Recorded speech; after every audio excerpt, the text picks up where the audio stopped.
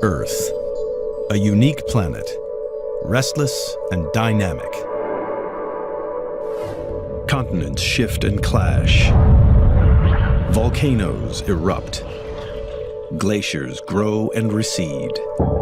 Titanic forces that are constantly at work, leaving a trail of geological mysteries behind.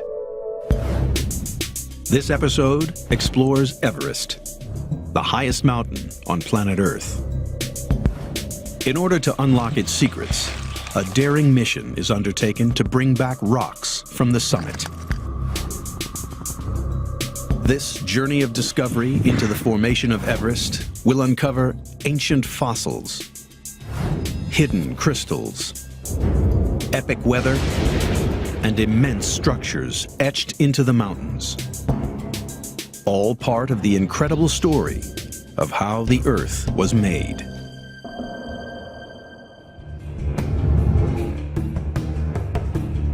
The Himalayas stretch 1,500 miles across Asia.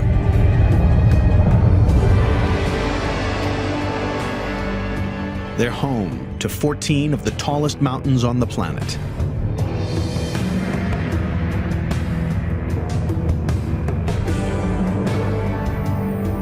And one rises above all others: Everest. At 5.5 miles tall, Everest is the highest mountain in the world. In order to figure out how this giant mountain was made, geologists need evidence. Rock samples from Everest. It's a dangerous mission, and only a few people are willing to undertake it. Kenton Kool is one of the world's best high-altitude climbers, and he will embark on this geological mission to the summit of Everest.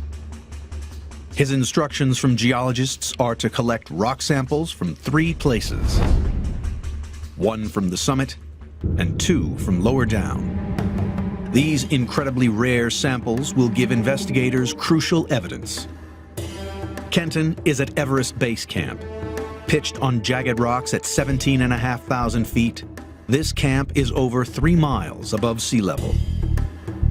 Sorting out the last of the items I need to take on a summit push. And I've just been to collect a load of Ziploc bags, which I hope to put all the samples in. Over the next 5 days, he will climb 12,000 feet, the equivalent vertical height of 8 Empire State Buildings.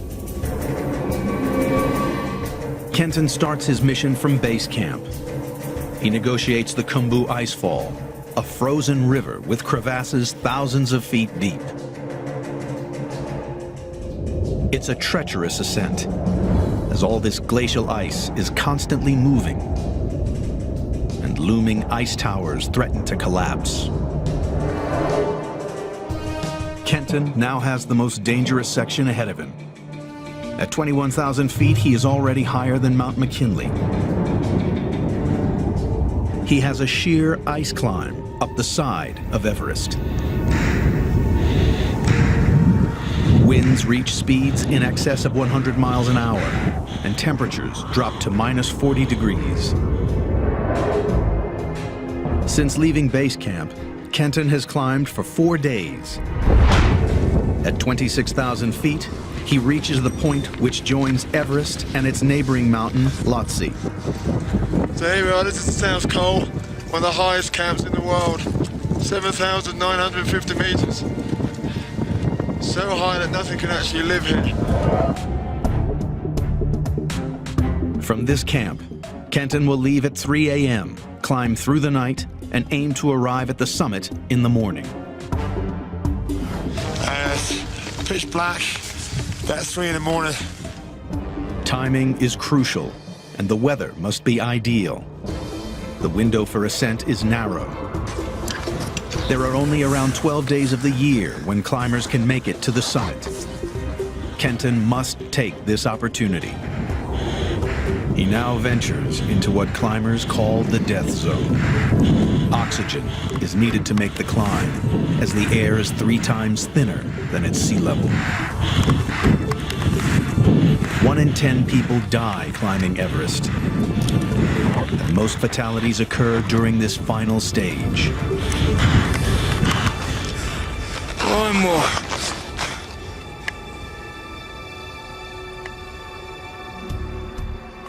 Kenton finally reaches the top of Everest. 8,850 meters. We are the highest people in the world. This is the view from the highest place on planet Earth.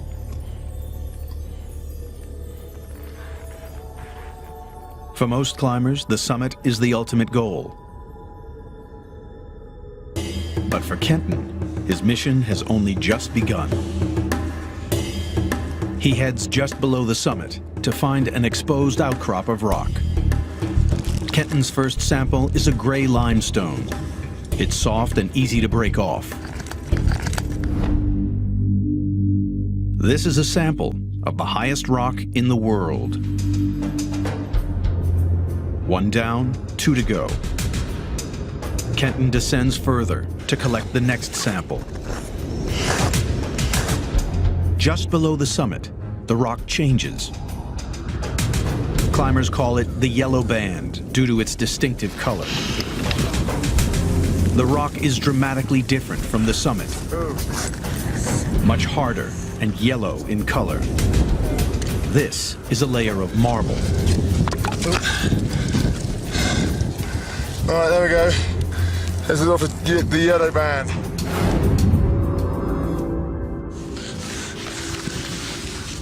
All right, so that's that. That's the yellow band. We've collected samples from here. It's not been very easy. We're getting out of here. It's beginning to snow. But he has 1 more to go.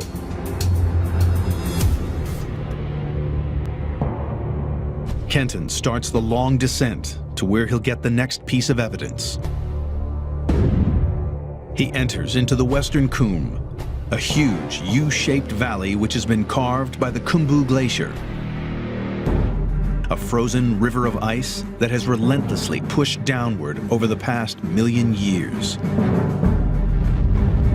Rock and debris in the glacier have ground away at the rock underneath, revealing the base of Everest. Kenton needs to take his final sample from this area of distinctive white rock. Granite. So here we are in the Western Khumbu on Everest, about 6,400 meters. I'm actually stood underneath one of the easier outcrops to get to. This is a big sort of granite cliff above me. This white rock is full of crystals. It's extremely hard and different again from the summit limestone and the marble.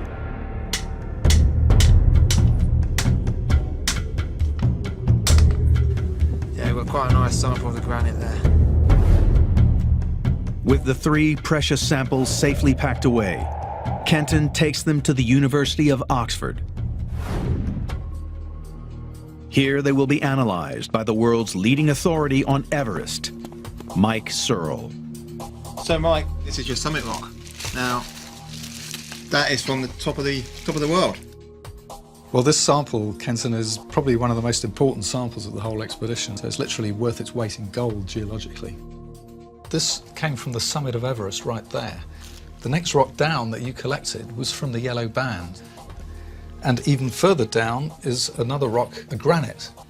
Almost a complete picture of Everest. That's right, yes. Fantastic. Yeah. These 3 rocks are the major components which make up Everest. All that effort to get up to the summit was, I can tell you, was absolutely worth it to get this sample. Good. I hope so. So the next step is we want to find out what's in it. The summit rock is cut into a thin section.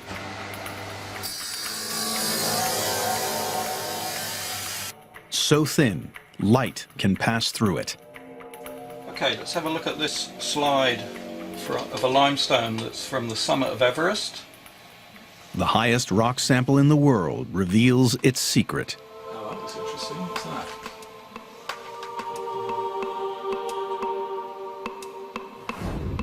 We've we've got a section here through a crinoid stem. A crinoid is a sea lily. From fossil records, the section can be dated. It is over 400 million years old. The sea lily is evidence that the summit rock of Everest was formed in an ancient marine environment. So from seeing this evidence, we can categorically say that this rock would have started life at the bottom of the sea floor. And then I've collected it from the very, very top of the world, from the summit of Everest itself. That's just amazing. But a mystery is revealed. How had rock with marine fossils in it ended up on the top of Everest? The mission to collect rock samples from Everest has uncovered two clues as to how it formed. Samples show that the mountain is made from three distinctive types of rock. Rock from the summit of Everest contains marine fossils, proving it started life on the bottom of the sea. To figure out how seafloor came to be on top of the highest mountain in the world, geologists need to find evidence that is millions of years old, going back way before the Himalayas were even formed. 400 million years ago, no trace of the Himalayas existed. The sea lily, now fossilized on the summit of Everest, is proof that there was once water where now this great mountain stands. But to figure out whether this was just a shallow inland sea or a great ocean, geologist Mike Searle travels to the Himalayas. He begins the investigation at the Garkola River. It flows down from the high Himalayas and carries with it an intriguing clue. The rock I've got in my hand at the moment may look a bit boring and insignificant. It's just a pebble taken from the river, but it's actually a key clue as to the formation of the Himalayas and the evolution of the rocks. It's almost by magic, but when you smash a rock like this open, what it reveals inside is an absolutely beautiful fossil. And this fossil is what we call an ammonite. This ancient creature is part of the squid family. It's proof of a complex ecosystem found in a deep ocean. Giant squids swimming around in the seas that once lay between India and Asia, and this is some of the key evidence that we've got, that there was a major ocean between the continents. But to find marine fossils in the high Himalayas and on the summit of Everest, some immense geological force must have pushed the ocean floor upwards, above the water. Figuring out how this happened has taken geologists over 100 years. The first lead in this investigation came from an unlikely place: Antarctica. In 1910, the renowned Antarctic explorer Robert Scott began his ill-fated expedition to the South Pole. After reaching the pole, Scott and 5 of his team died. When the bodies were discovered, among their equipment were carefully wrapped and labeled fossils. The fossils were part of an ancient plant called Glossopteris, and specimens are preserved at the British Antarctic Survey. Glossopteris is a type of plant known as seed fern, and from many different lines of evidence, such as roots and leaves and preserved trunks, paleontologists think that Glossopteris is actually a type of tree. Soon, this humble tree fossil was found across the globe. In India, South America, Africa, Madagascar, and Australia. Geologists now had a puzzle. How had this one species of plant spread between continents, separated by thousands of miles of ocean? Glossopteris is a very important fossil because it could not have dispersed over vast distances. It couldn't have just been dispersed by the wind or by birds across oceans. If Glossopteris couldn't cross oceans, then scientists were left with one conclusion. When these trees were alive, 250 million years ago, the continents were all joined together. They were part of a supercontinent geologists call Gondwana land. Glossopteris was able to spread across this ancient landmass. But then, Gondwana was split up by violent tectonic forces, which pushed the continents apart. And 80 million years ago, India broke away from the supercontinent. It traveled north and eventually smashed into Asia.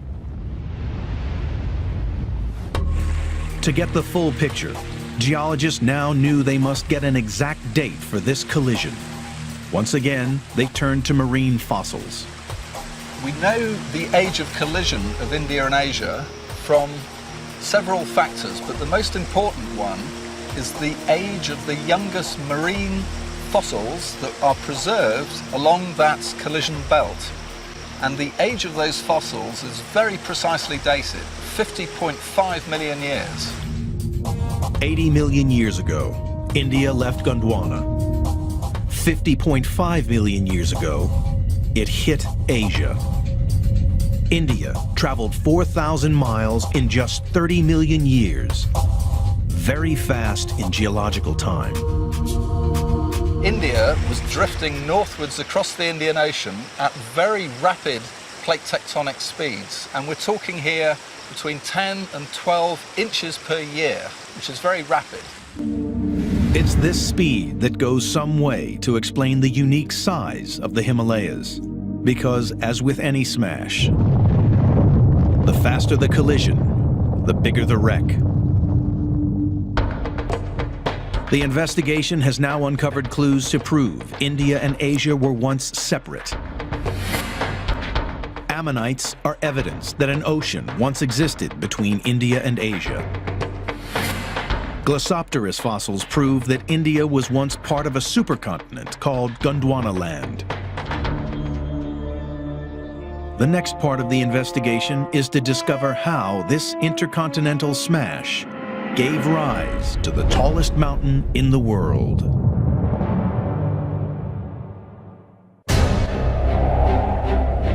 Geologists piecing together the story of how Everest was made have shown that 400 million years ago, a wide ocean existed where the Himalayas now stand. India was part of Gondwana land until 80 million years ago, when violent tectonic forces threw the planet into turmoil and split up this ancient landmass, pushing India northwards. 50 million years ago, India collided with Asia. And for the next 30 million years, this intercontinental smash began to shape the world's highest mountains. Traces of the first stage in this process can still be seen in the Himalayas today. The best way to spot them is from the air. Because the high Himalayas are so incredibly inaccessible, I mean, just look at that view out there. There's a sea of mountains, all of them are over 20,000 feet. There must be hundreds of them. And those are impossible mountains for a mere mortal to climb. This is geology on a massive scale. The distinctive formations come into view. Huge folds of rock, clearly seen on the sides of the mountains. All of these folds that we're seeing right here on Dhaulagiri and Nuptse Peak were formed during the first part of the Himalayan mountain building process. So when India first collided with Asia, the first thing to happen was that the northern margin of India started buckling and folding. And those folds are just so spectacular. When you look out the window here, they're just unbelievably impressive. Like a giant train wreck, India collided with Asia. The land and ocean floor that lay between literally folded up under the enormous pressure. But folds are only part of the story. Alone, they don't explain the Himalayas' vast size. Back on the trail, Searle is on the hunt for further clues. This is what makes the whole trip really worthwhile.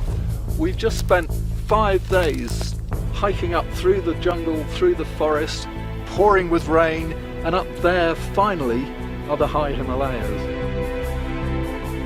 I just love those mountains. Look at those peaks up there. They are absolutely beautiful. Searle points to an intriguing giant scar which is revealed on the face of one of the mountains. It's evidence of the next dramatic phase in the building of the Himalayas.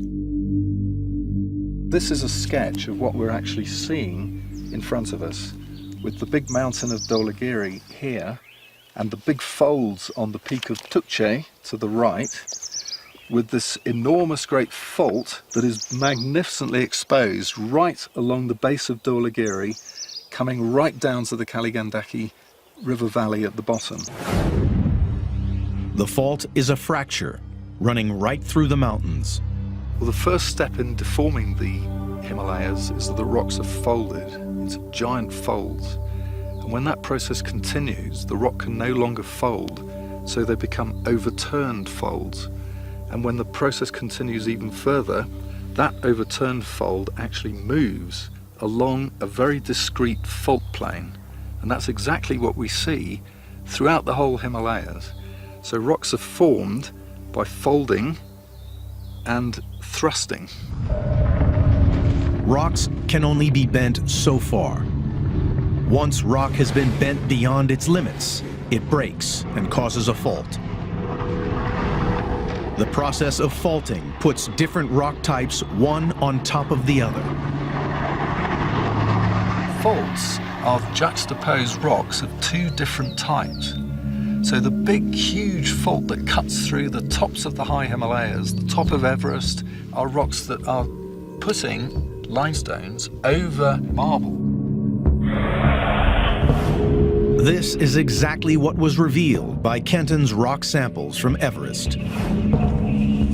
Limestones at the summit, lying on top of the hard marble of the yellow band. Evidence that the top of Everest was initially created by folding and faulting. But this only explains part of the story. To create a mountain the size of Everest, geologists knew that there must have been another, more powerful mountain-building process at work.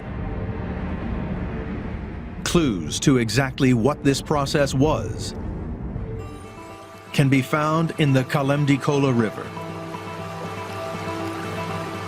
This river is a giant garbage chute, bringing all these boulders eroded off the high Himalayas to the north and sweeping them down in great floods down to the plains of India to the south. So this was a great place to come to sample all the rocks that make up the high mountains to the north. As any detective knows, some of the best finds are made by sifting through garbage. This time it's garbage from the Himalayan peaks. This is exactly the rock I've been looking for. This is a beautiful example of a kyanite gneiss, which is composed of these beautiful blue bladed crystals of kyanite.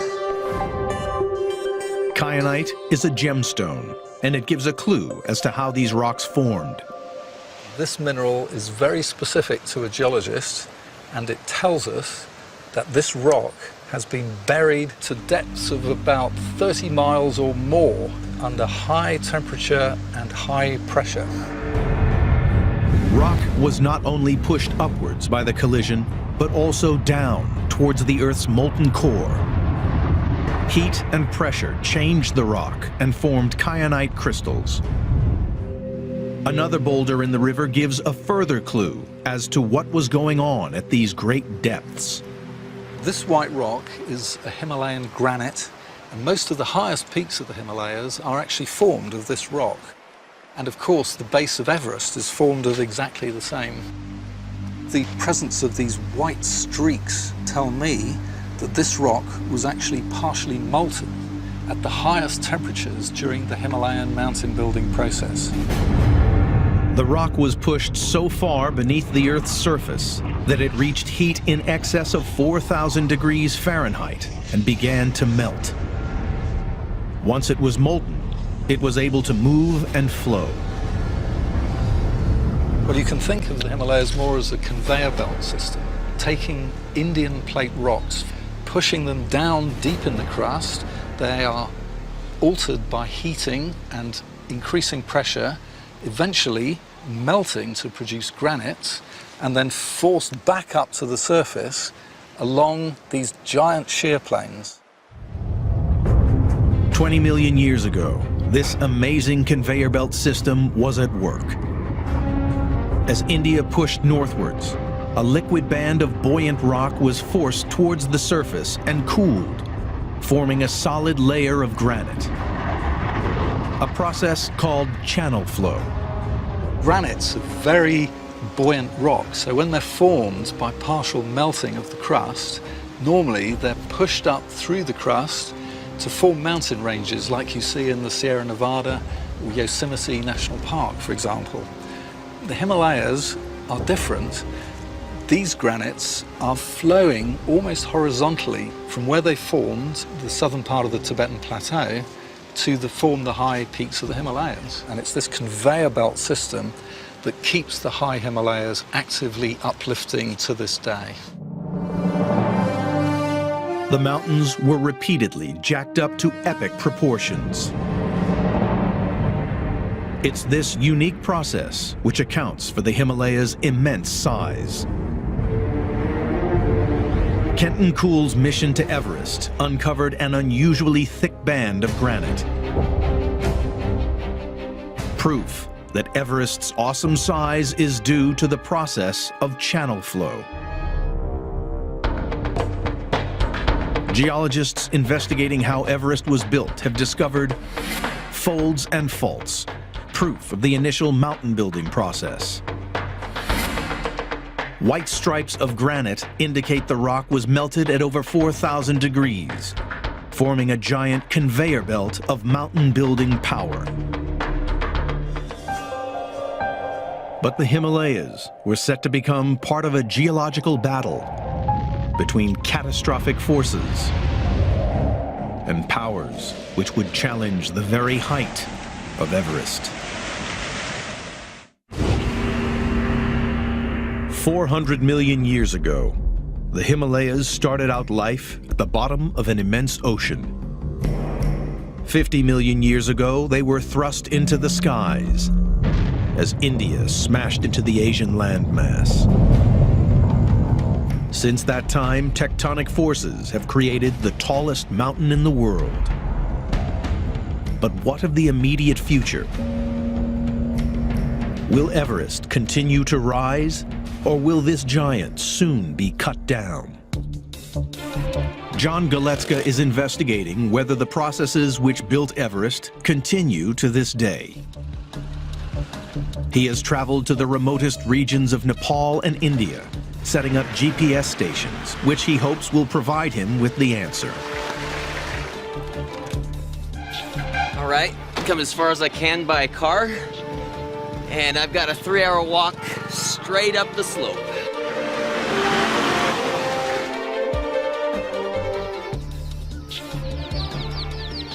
Namaskar.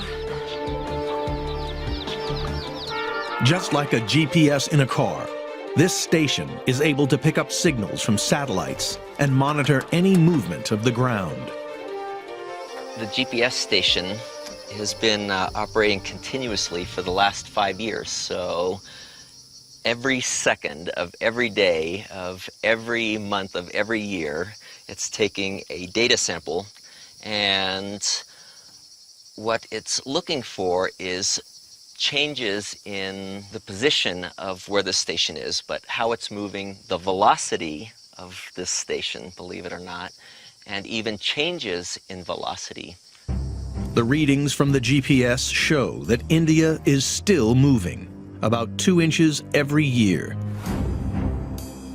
50 million years after its initial collision, It is still on its relentless journey northwards, pushing underneath Asia. And as it does so, Everest continues to be pushed higher. But there is a dark consequence to this mountain building. Earthquakes. So what's going on here in the Nepal Himalaya, we've got the Indian tectonic plates sort of ramming into Asia. In this case, India is losing out. It's being forced under Asia. But it's unfortunate that they're locked frictionally, and eventually, over the course of hundreds of years, that strain is accumulated and then released suddenly in a giant earthquake. The Himalayas have seen 15 major earthquakes in the past 100 years. The most recent to hit was in Pakistan, October 8th, 2005. The quake devastated the region. Galetska's readings show that another earthquake is on its way. Kathmandu, the capital of Nepal, lies in the center of the danger zone. When that earthquake happens, not if, when that earthquake happens, it's going to be several minutes of terror. There'll be strong shaking, in Kathmandu. There'll be just collapsed structures. You'll see landslides on all these mountains. It's going to be complete devastation.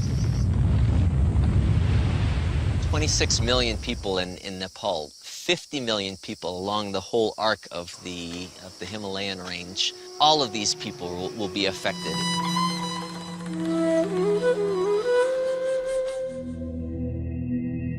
These devastating earthquakes are the result of a very active mountain belt.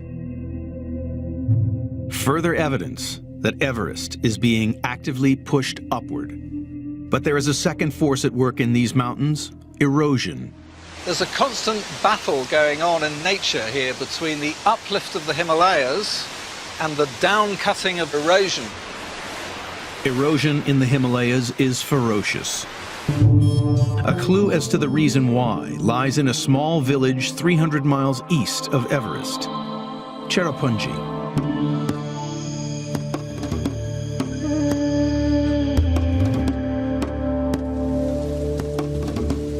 It's the wettest place on planet Earth, averaging over 432 inches of rain each year.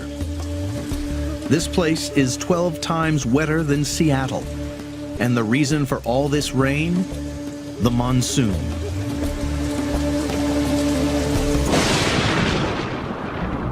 The Indian monsoon system is an almost unique system on the planet. And the ultimate driving force is the high mountains and the high Himalayas and the Tibetan Plateau, which is by far the largest area of high elevation on the planet today. And that causes this massive high pressure system during the summer months, which results in the sucking in of all the warm, moist air from the Indian Ocean. This seasonal weather system blows in across India. Clouds build and rise as they hit the high mountains and form heavy rains which fall across India. Those rains reach their maximum on the southern slopes of the Himalayas. During the height of the summer monsoon, some of these rivers are able to rise by 20 or 30 feet in one storm. So where I'm standing now, the levels of the river will be way up over here. Each year, 264 cubic miles of fresh water, enough to fill Hoover Dam's Lake Mead 30 times over, pours down the slopes of the mountains. This water feeds some of the largest rivers in the world: the Ganges, the Indus, the Irrawaddy, and the Yangtze. The Himalayas are the water tower of Asia, supplying fresh water to a fifth of the world's population. But all this water is having a dramatic effect on the mountains. Fast-flowing rivers cut steep-sided valleys. High in the mountains, rain turns to snow, feeding glaciers which carve into the upper slopes. All these forces are at work today, wearing away at the Himalayan peaks. Because the monsoon is so powerful, geologists suspect that Everest and the Himalayas are being worn away perhaps more quickly than any other mountain belt in the world. Since 2004, a powerful new technique has emerged that can actually measure how fast a mountain is being worn away. It uses high-energy particles from space. At present, we're all being bombarded by cosmic rays. They come from distant parts of the galaxy. When these particles hit a rock surface, a chemical change happens. It's like a kind of cosmic sunburn. Erosion from rivers and glaciers expose rock surfaces to these cosmic rays. And just like sunburn, the longer the rock is exposed, the greater the damage to its surface.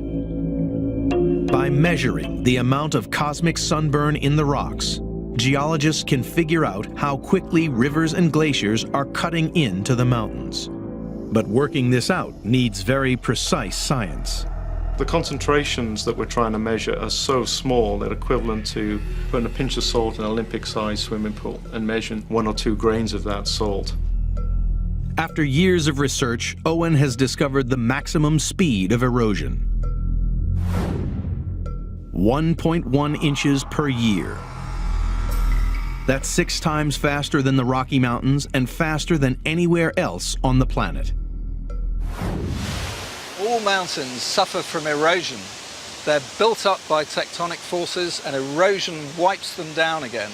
The Alps, the Rocky Mountains, the Andes all have erosional potential, but nowhere has such huge erosional potential as the Himalayas. The erosion here is far greater than anywhere else, and the main reason for that is the summer monsoon. The battle in nature between uplift and erosion continues. But the question remains, which one is winning? Is Everest shrinking or growing? In 1999, a team of geologists set out to answer this question. They placed a small GPS station near to the summit of Everest. After 2 years of monitoring, the team had their answer. Everest was, in fact, still growing. 1/4 of an inch every year. The world's tallest mountain is still getting taller. The investigation into the growth and movement of the Himalayas has revealed the following evidence. GPS data shows a very active mountain belt that is still uplifting. Cosmic ray dating proves that the Himalayas are being eroded faster than any place else on Earth. Geologists now have the tools to predict Everest's future. It and the Himalayan mountain chain will continue to rise. Aided by new technology, discoveries are still being made in the Himalayas. And recently, one reveals that the rise of these mountains was so immense that it might have changed the very course of Earth's history and plunged the entire planet into a deep freeze. Everest, 50 million years in the making. Today, the Himalayas stand as the biggest, highest, and most active mountain range on the planet. They are mountains of superlatives. The deepest valley, falling over 20,000 vertical feet. The highest plateau, the longest sheer rock face. Hundreds of peaks, higher than anywhere else on Earth, and many have never even been named. The formation of the Himalayas has changed the entire landscape, an epic evolution from ocean to immense mountain range, and created one of the world's most important weather systems, the monsoon, which supplies fresh water to 1/5 of the world's population.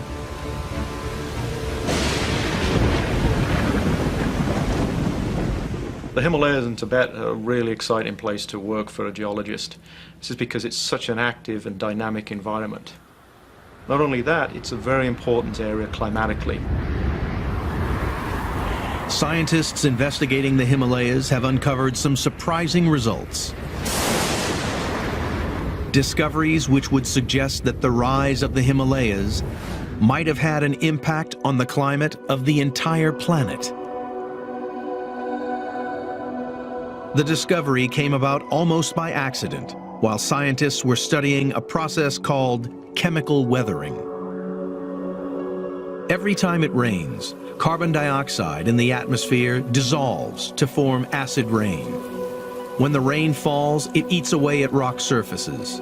This weathering process takes CO2 out of the atmosphere and locks it away in the rocks. As that rock is interacting with the atmosphere, it pulls down carbon dioxide, and that leads to a negative greenhouse effect, if you like, an icehouse effect. So you get more weathering, you pull down that carbon dioxide out of the atmosphere, and that leads to cooling. The more CO2 there is in the atmosphere, the warmer the global temperatures. Take CO2 out of the atmosphere and temperatures are reduced. Then scientists discovered a major coincidence. The dramatic rise of the Himalayas over the past 20 million years coincided with the gradual fall of global temperatures, which led to the start of the last major ice age. The pieces of the puzzle fell into place. As the Himalayas uplifted, they had acted like an ever-growing giant sponge and absorbed massive amounts of CO2 from the atmosphere. The uplift of the Himalayas and Tibet lead into the drawdown of carbon dioxide from the atmosphere by these weathering processes was probably one of the major factors in lead into the cooling that culminated in the ice age that started about 2.5 million years before present.